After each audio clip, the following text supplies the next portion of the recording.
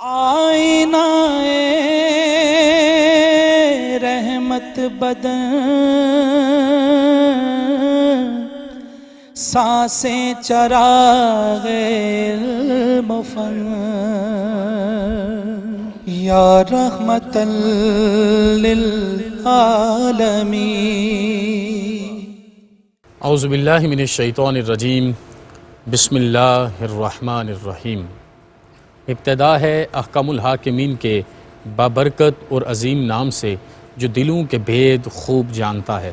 اربہ درود و سلام کا نذرانہ جناب سید عالم صلی اللہ علیہ وآلہ وصحبہ وسلم کی ذات والا اعتبار پر، جن کی سیرت کو احکم الحاکمین نے اسوہ حسنہ ارشاد فرمایا۔ انتہائی ذی وقار ناظرین، زاد راہ کے ایک اور پروگرام کے ساتھ ARYQTV کے پلیٹ فارم سے سید عتیق الرحمن کا سلام نیاز قبول کیجیے۔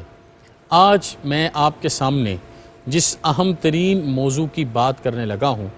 اس کا تعلق میرے دین اسلام کے ساتھ بھی ہے، قرآن حکیم کے ساتھ بھی ہے اور آج کی سائنس کے ساتھ بھی ہے۔ لیکن ہمیں ان تمام چیزوں کو سمجھنا ہے، اور چند لمحوں میں میں یہ پوری جو تخلیق انسانی کے مراحل احکام الحاکمین نے ارشاد فرمائے اور ان کی وضاحت سید عالم صلی اللہ علیہ وسلم نے اپنی حدیث مبارکہ میں ارشاد فرمائی ہے، آج آپ کے سامنے رکھنا چاہوں گا۔ اور پھر اس کے بعد آگے جتنی بھی میں آپ کے سامنے حدیث بیان کر چکا کہ ہم نے قیامت پر ایمان رکھنا ہے، ہم نے موت پر ایمان رکھنا ہے، ان تمام کو بھی قرآن و حدیث کی روشنی سے آپ کے سامنے رکھوں۔ میرے اور آپ کے آقا سلطان حسینہ نے جہاں نے ارشاد فرمایا اور باقاعدہ طریقہ بتایا کہ کس طریقے سے میاں اور بیوی کے ملاپ کے بعد اللہ پاک کرم فرماتا ہے اور ایک عورت کو احکام الحاکمین ماں کے درجے پر فائز فرمانے کے لیے کتنا عرصہ اس کے اندر ایک پانی کے قطرے کا قرار رہتا ہے۔ پھر اس کے بعد وہاں سے تخلیق کا مرحلہ شروع ہوا اور قرآن پاک میں ارشاد فرمایا ثم خلقنا النطفۃ علقۃ فخلقنا العلقۃ مضغۃ فخلقنا المضغۃ عظاما فکسونا العظام لحما، کہ ایک وقت گزرتا ہے اس پانی کے قطرے سے ایک گوشت کا لوتھڑا بنتا ہے، پھر اس گوشت کے لوتھڑے کے اندر نرم ہڈیاں ڈالی جاتی ہیں، پھر اس کے اوپر سکن چمڑی چڑھائی جاتی ہے، پھر اس کے گوشت کے لوتھڑے کو اللہ پاک کرم فرماتا ہے، فضل فرماتا ہے، چوتھے ماہ میں ماں کے پیٹ کے اندر ایک فرشتے کو بھیجتا ہے، وہ اپنا پر مارتا ہے اور اس پر کے ساتھ اس کے اندر جان پیدا ہو جاتی ہے۔ اور جب وہ جان پیدا ہو، ایک مسلمان کی حیثیت سے ہمیں حدیث نور کے یہ جملے اپنے ذہن میں رکھنے ہیں۔ حضور نے ارشاد فرمایا کہ چوتھے ماہ میں ماں کے پیٹ کے اندر جب وہ حرکت اور جان پیدا ہوتی ہے، بِکَتْبِ رِزْقِهِ وَأَجَلِهِ وَعَمَلِهِ وَشَقِيٌّ أَمْ سَعِيدٌ، کہ اللہ پاک کرم فرماتا ہے اس کا رزق اسی وقت لکھ دیا جاتا ہے،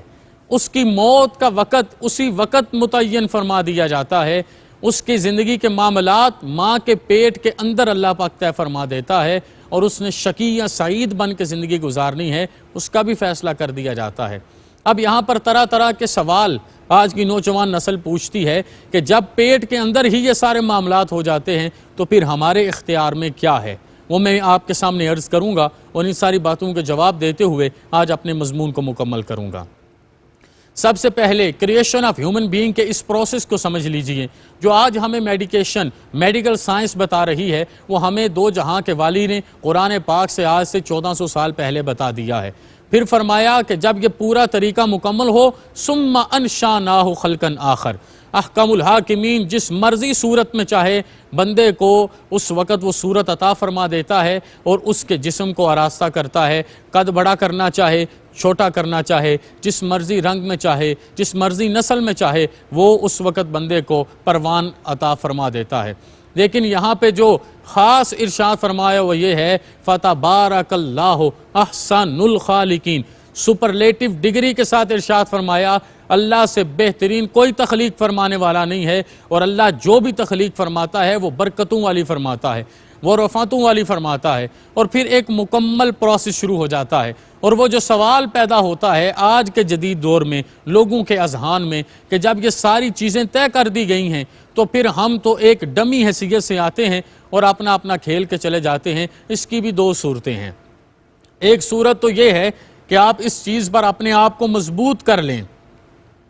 کہ جو کچھ ماں کے پیٹ میں لکھا گیا اسی کے ہی مطابق میرے ساتھ ہونا ہے، تو آپ اس رستے پر چلیں۔ یا دوسرا وہ جو دین اسلام کا حقیقی ویژن ہے کہ ماں کے پیٹ میں آپ کا ایک پورا پیٹرن اللہ پاک نے طے کر دیا اور ساتھ آپ کو شعور عطا فرما دیا، ساتھ آپ کو حسیات سے نواز دیا، ساتھ آپ کی تربیت و تعلیم کے ساتھ آپ کے اذہان کو بلند کیا، آپ کو خیر اور شر کا فرق کرنا سکھا دیا۔ آپ جب خیر اور شر کے فرق کو ایک کمپیریٹیو سٹڈی کے ذریعے اپنی زندگی میں لے کے ساتھ چلتے ہیں تو آپ کو علم ہو جاتا ہے کہ جھوٹ بولنا گناہ ہے اور سچ بولنا نیکی ہے۔ تو پھر اس خیر اور شر کے فرق کے مطابق آپ اپنے شقی اور سعید ہونے کا فیصلہ اپنے اختیار کے ساتھ بھی فرماتے ہیں۔ جیسے میں نے کہا تھا، جناب سیدنا صدیق اکبر نے التجا کی کہ حضور اگر شقی ہیں تو سعید کیسے ہونا ہے؟ تو کہا جس نے شقی بنایا ہے وہ سعید بھی بنانے پر قادر ہے۔ اپنے شعور کے مطابق جو علم تمہیں ملا،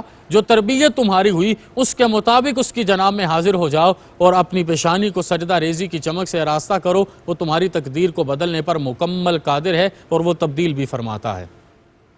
پھر فرمایا ایک بچپن کا زمانہ آئے گا جو لاشعوری ایک زمانہ ہے، اس میں آپ اپنے لیے پانی نہیں مانگ سکتے، آپ اپنے آلودہ بستر کے بارے میں اظہار نہیں کر سکتے، آپ کے جملے اس قابل نہیں ہیں کہ آپ اپنے ماں اور باپ کو اس لاشعوری زمانے میں جس وقت آپ کو کسی چیز کی سمجھ نہیں ہے آپ اپنے معاملات سے آگاہ کریں۔ لیکن میرا رب ماں کے اندر وہ حرارت، وہ قوت، وہ شوق، وہ محبت پیدا کرتا ہے، اور یہ بھی حضور کی حدیث ہے کہ اللہ ایک عورت کو تڑپا کے ماں بنا دیتا ہے۔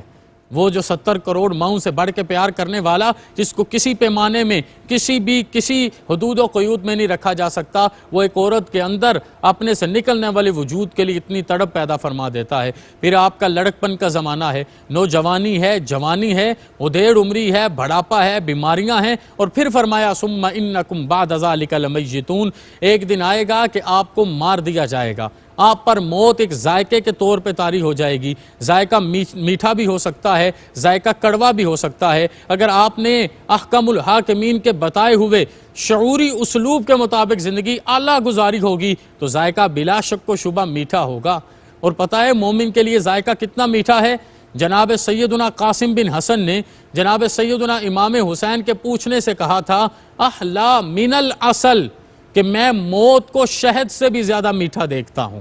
تو ایک مومن کی طرح اگر آپ نے زندگی گزاری ہے تو ثم انکم بعد ذلک لمیتون، آپ کے لیے یہ معاملہ ہو جائے گا۔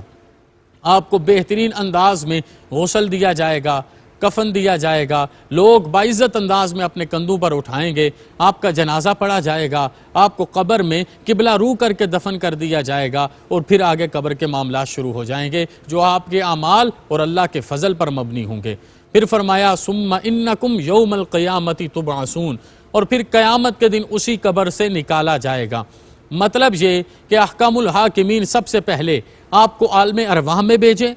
پھر عالم بطن میں بھیجے، پھر عالم دنیا میں بھیجے، پھر عالم قبر میں بھیجے، پھر عالم حشر میں بھیجے، اور پھر ان تمام مراحل کو پورا کرنے کے بعد احکام الحاکمین اپنے فضل کرم اور احسان سے آپ کے لیے برزخ کے معاملات کرے۔ اگر تو ہمارے اعمال اس قابل ہوں گے تو جنت الفردوس یقیناً ہمارا مقدر ٹھہرے گی، اور اگر اعمال اس قابل نہیں ہوں گے تو یقین کیجئے بڑے سخت معاملات میرے اور آپ کے انتظار میں ہوں گے۔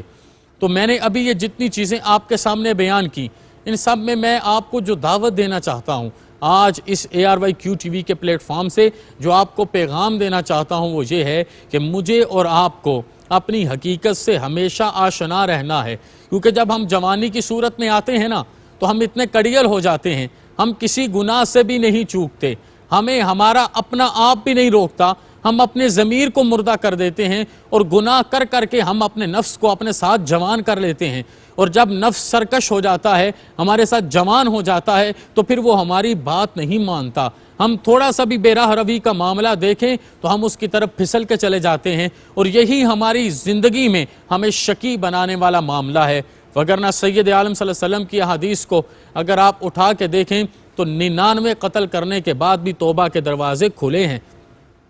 آپ توبہ کر کے آئیں، رمضان کریم کے لمحات میں اپنے گناہوں کا اقرار کر کے رات کے پچھلے پہر اگر آپ توبہ کریں تو ایک حدیث قدسی میں آپ کی خدمت میں عرض کر رہا ہوں، وہ حدیث قدسی یہ ہے کہ احکام الحاکمین ایک بندے کو بلائیں گے، اس کا نامہ عمل کھلے گا، اس کی زندگی میں کوئی ایسا معاملہ نہیں کہ جنت عطا کی جائے، تو آخری بات ہوگی کیا کبھی تم نے توبہ کی؟ اس کے پورے جسم کو حکم ہوگا کہ اس کی گواہی دو، جسم کے اعضاء میں سے کوئی عضو نہیں بولے گا، ایک آواز آئے گی میں گواہی دیتا ہوں، تو سارے جسم سے سوال کیا جائے گا، آنکھوں سے، ہونٹوں سے، زبان سے، کانوں سے، دل سے، جسم کے سارے اندرونی اعضاء سے، سارے بیرونی اعضاء سے، کوئی بھی اس کے سوال کا جواب نہیں دے گا۔ پھر آنکھ کے اندر کا ایک بال بول کے کہے گا اے میرے مالک تو تو کریم ہے، تو تو رحیم ہے، تو تو ستار العیوب ہے، تو تو غفار الذنوب ہے، میں اپنی کریشن کو بھول گیا اور میں اپنی تخلیق کے مقصد کو تو یکسر بھول گیا۔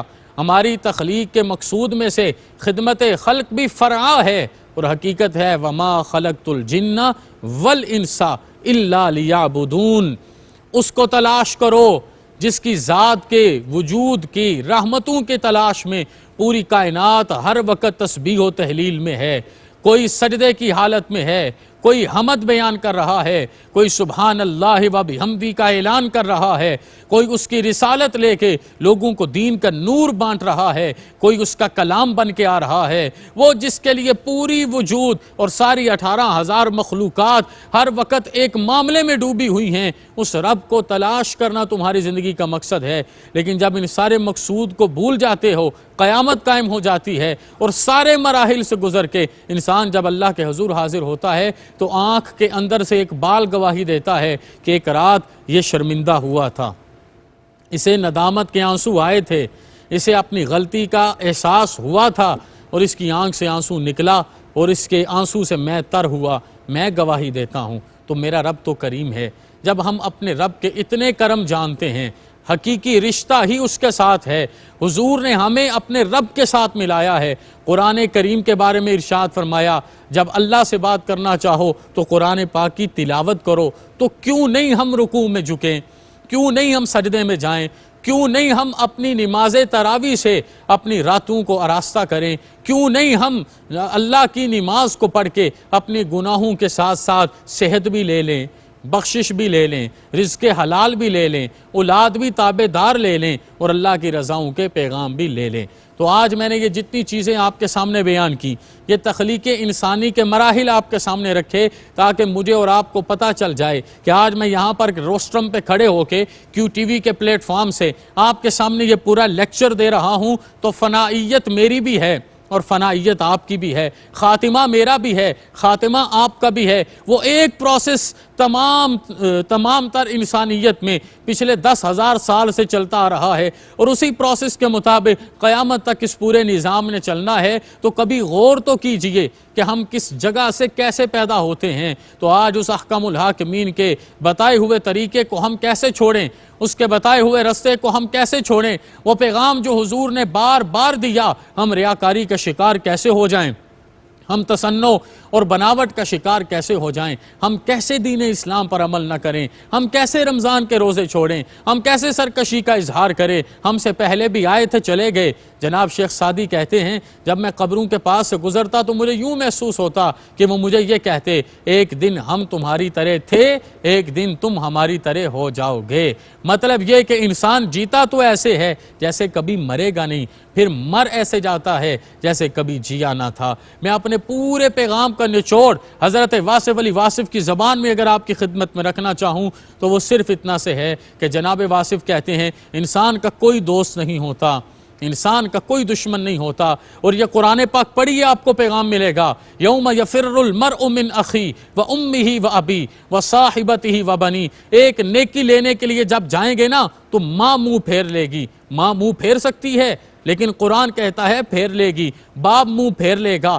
سرپلس نیکیاں ان کے پاس ہوں گی وہ آپ کو نیکیاں نہیں دیں گے، بیٹی منہ پھیر لے گی، بیٹا منہ پھیر لے گا، ہر رشتہ ٹوٹ جائے گا، ایک ہی رشتہ قائم رہ جائے گا اور وہ احکام الحاکمین کا رشتہ ہے۔ کہا کہ کوئی دوست نہیں ہے، کوئی دشمن نہیں ہے، ایک ظاہر ہے اور ایک باطن ہے۔ اور یہ پیغام لیجئے، آج کے اس رمضان کے روزے کا سب سے اہم پیغام آپ کی خدمت میں عرض کر رہا ہوں۔ کہا ایک ظاہر ہے ایک باطن ہے، اگر باطن گناہ پر راضی ہے تو دشمن ہے، اور اگر باطن گناہ سے روکتا ہے تو دوست ہے۔ آئیں اسلام کے تمام تر امور کو اپنی زندگی پر طاری کر کے اپنی تخلیق کے مراحل کو بھی یاد رکھیے اور تخلیق کے بعد قبر اور حشر کے مراحل کو بھی یاد رکھیے۔ یقین کیجئے جس کو قبر یاد ہو وہ کبھی بھی کم نہیں تولے گا، ریاکاری نہیں کرے گا، غیبت نہیں کرے گا، جھوٹ نہیں بولے گا، وعدے نہیں توڑے گا، ظلم اور زیادتی میں ملوث نہیں ہوگا، اور جو اس طرح آئے گا